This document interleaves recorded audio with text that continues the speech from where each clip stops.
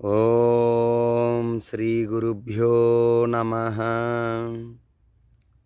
అందరికీ నమస్తే అండి. శ్రీమద్ భగవద్గీత 9వ అధ్యాయం రాజవిద్యా రాజగుహ్య యోగం నుంచి 14వ శ్లోకం. ఆ శ్లోకం యొక్క అర్థం తెలుసుకుందాం. సతతం కీర్తయంతో మాం యతంతశ్చ దృఢవ్రతాః నమస్యంతశ్చ మాం భక్త్యా నిత్యయుక్తా ఉపాసతే. ఇప్పుడు ఈ శ్లోకం యొక్క అర్థం తెలుసుకుందాం.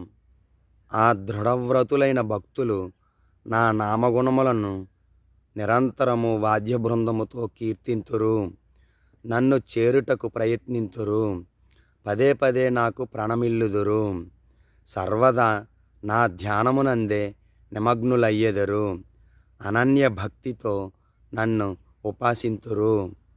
విన్నారు కదండి ఈ శ్లోకం యొక్క అర్థం. రేపు మరొక శ్లోకంతో మళ్ళీ కలుసుకుందాం. హరే కృష్ణ.